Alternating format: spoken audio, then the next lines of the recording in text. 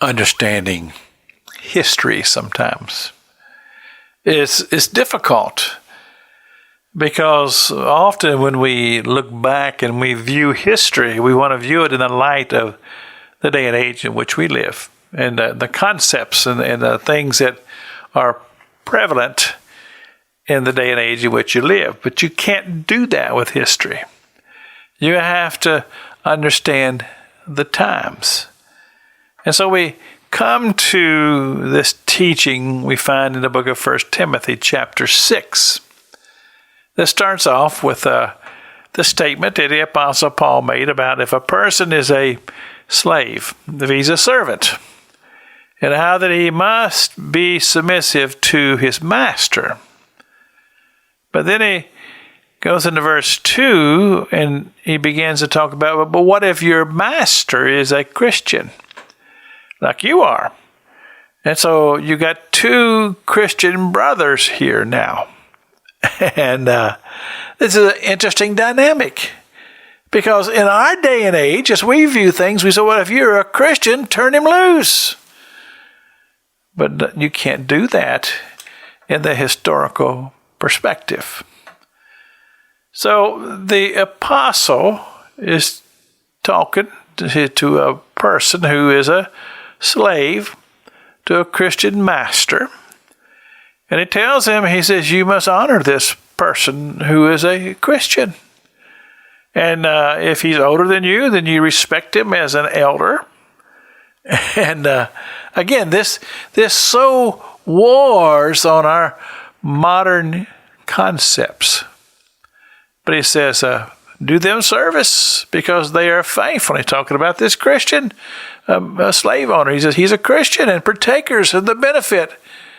And then he even relates this to the teachings of Jesus. And I've used the scripture where Jesus said, if somebody despitefully uses you, forgive them and pray for them. And then we go on with the scriptures as they follow through, and he says these words, but godliness with contentment is great gain. We brought nothing into this world and will take nothing out. And having food and raiment, let us therewith be content. So now this leads us into verse number 9, which I find to be rather fascinating. But they that will be rich fall into temptation and a snare, and to many foolish and hurtful lusts, which drown men in destruction and perdition. So here basically what he's saying, he says to this person who is a slave, but they don't want to be a slave. They want to be set free so they can go and pursue commerce and gain wealth like anybody else. And it would seem that the apostle is saying, look, you have to understand that the pursuit of money and of things and of prestige and power can be a trap. Wow. Verse 10. For the love of money is the root of all evil. Wow.